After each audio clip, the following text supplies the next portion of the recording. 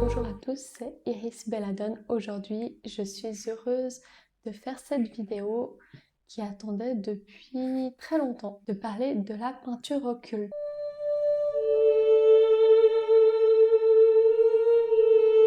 Donc, la peinture occulte, c'est pas un mouvement qui existe en soi, c'est la peinture, de mon point de vue, qu'est-ce qui peut se rapporter à la sphère occulte, ésotérisme, quel tableau on retrouve. Donc je me suis aussi inspirée de ce livre qui est un beau livre d'art et il présente des peintures que j'aimais, que je connaissais depuis très longtemps. Donc là, je vais présenter 4 peintures. Elles s'y trouvent toutes dans ce livre, mais il n'y a pas forcément beaucoup parfois d'explications.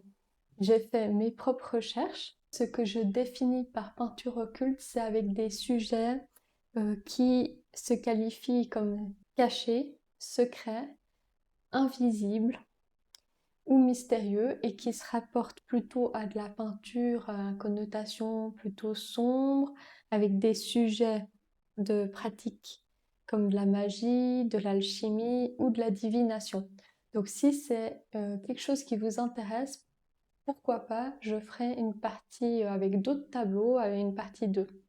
Donc on va commencer tout de suite avec le tableau La peinture à l'huile de Johann Heinrich Füssli qui a créé la peinture Le Cauchemar, dont Nightmare en anglais. Je tiens à préciser la nationalité de ce peintre qui était suisse.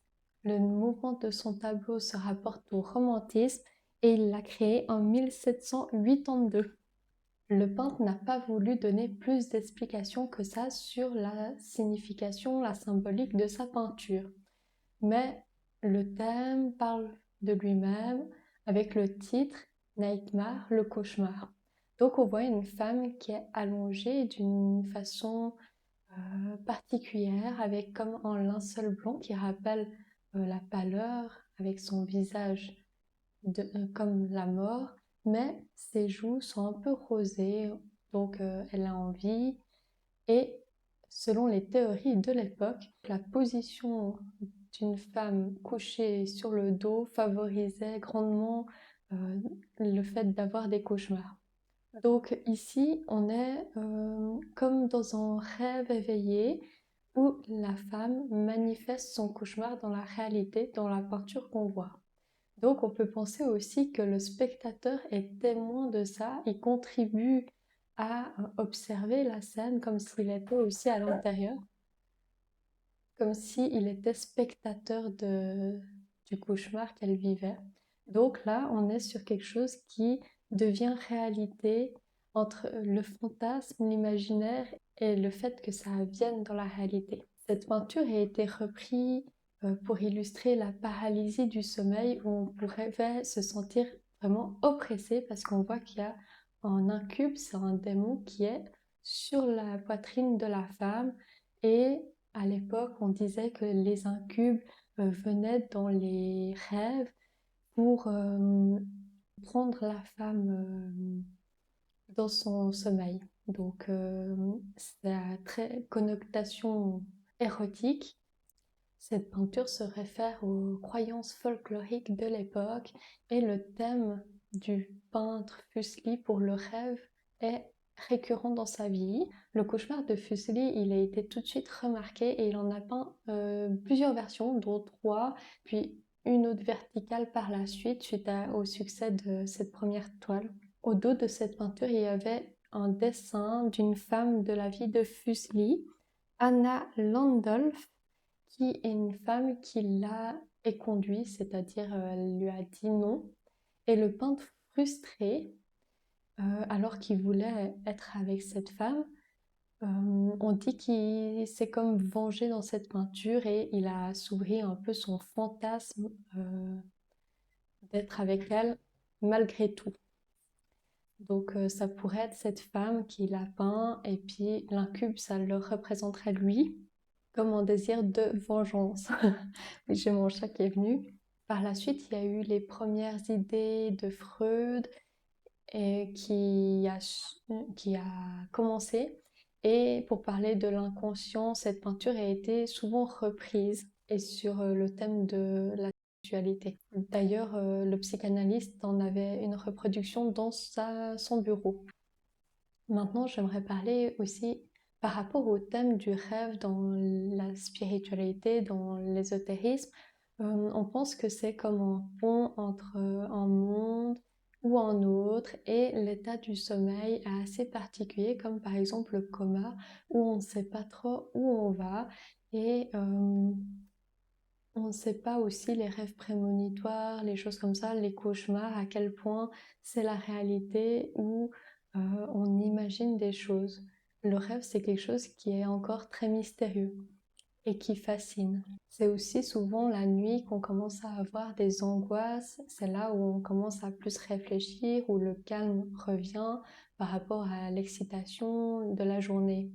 Donc quand les choses deviennent plus sombres, ça réveille des terreurs et ça travaille sur notre inconscient. Il y a des choses qui remontent à la surface, des idées ou du passé qui reviennent. Et c'est sur ces thèmes-là que Fuseli a voulu parler, peut-être. Donc je trouve le rapprochement avec le rêve, l'inconscient est très pertinent par rapport au domaine de l'occulte.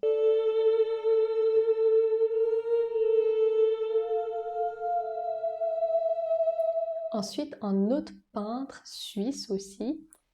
Cette peinture, je l'ai vue au Kunstmuseum de Bâle quand j'y suis allée. J'essaierai de retrouver un extrait, mais je suis pas sûre que je l'ai encore. Il n'est pas si grand que ça. Alors, il y a plusieurs versions. Il en a peint une série de 5 tableaux de 1880 à 1886. Vous voyez, c'est assez chronologique. Je ne mets pas des peintures de toutes les époques différentes. On reste à peu près dans les mêmes années. C'est Arnold Böcklin qui a peint l'île des morts. Donc au tout début, je crois, d'après ce que j'ai compris, la peinture représentait l'île sans qu'il y ait la silhouette qu'on voit avec le bateau. Elle se réfère au mouvement du symbolisme, un mouvement que j'aime beaucoup en peinture. Alors donc si vous voulez les voir, il y en a une à New York, une à Berlin, une qui a été détruite dans le bombardement de Berlin pendant la Seconde Guerre mondiale. Donc on a une photographie, je crois, mais donc elle a été détruite. Et puis une à Leipzig, qui est en Allemagne. Le thème de la mort chez Böcklin revient beaucoup parce qu'il a été très affecté par ça. Il a eu des enfants nombreux en bas âge. Je crois qu'il en a eu 14 d'enfants et dont 8 ou 6 sont morts en bas âge. Je ne sais plus exactement. Et donc lui-même a été affecté par la suite par un AVC. Donc le sujet de la mort, c'est quelque chose qu'il travaillait beaucoup et il en a fait toutes des peintures sur ce sujet. Donc, quelle est cette île mystérieuse? On a vu plus ou moins qui vivait en Italie et qui cette île correspondait là où une de ses enfants était enterrée dans un cimetière, donc sur une île, et puis il l'a peinte. D'abord, c'était comme ça, comme un hommage. C'était une commande pour quelqu'un, puis il a décidé de le garder pour lui. Alors la symbolique et le mystère de ce tableau est assez impressionnante. C'est pas une peur de la mort, mais plutôt un passage méditatif jusqu'à l'île de la mort. Donc un autre passage, un autre état, si on veut, qui nous amène à la mort. Ou le fait d'être mort, on passe dans une autre sorte de dimension, dans une autre porte. Donc il y a Maria Berna qui est arrivée, je pense, dans l'atelier du peintre. Elle a vu cette peinture, cette image, et elle a eu comme une vision de rêve, elle dit. Et elle a commandé aussi une œuvre pour elle, en hommage à son mari qui venait de décéder. Donc elle était veuve, elle voulait en hommage parce qu'elle allait se remarier avec quelqu'un. Et c'est là que Böcklin a eu l'idée d'intégrer cette silhouette qui s'inspire de Charon, le passeur, qui amène les morts sur l'île. Donc, je pense en référence à son histoire et aussi ça faisait écho à lui-même. Il ajouta le drapé blanc, la barque, jusqu'alors absent, et il la rajouta sur la première version. Là aussi, le passage, le fait qu'on meurt, pose la question de où on va après la mort, et donc c'est vraiment très ésotérique comme thème, la mort, parce que si on serait éternel, on ne réfléchirait même pas à la question de la vie, de la mort, de pourquoi, le sens de pourquoi on est ici.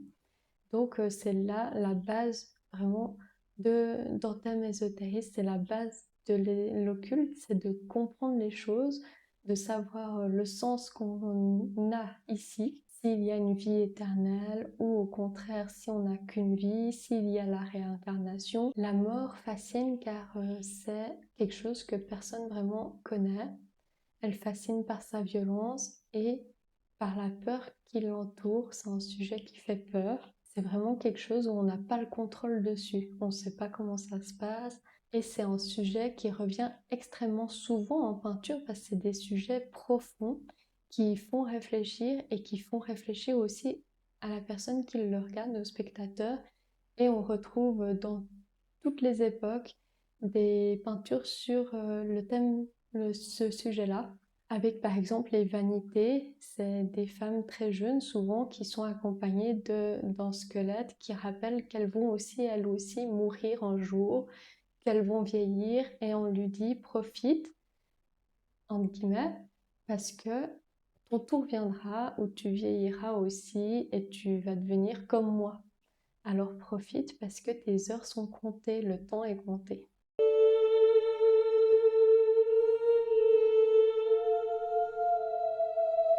Ensuite, j'ai sélectionné le tableau Spirit, créé en 1885 de Georges Roux. Alors, elle est dans une collection privée et Georges Roux, il est très connu pour plutôt comme illustrateur de l'auteur Jules Verne.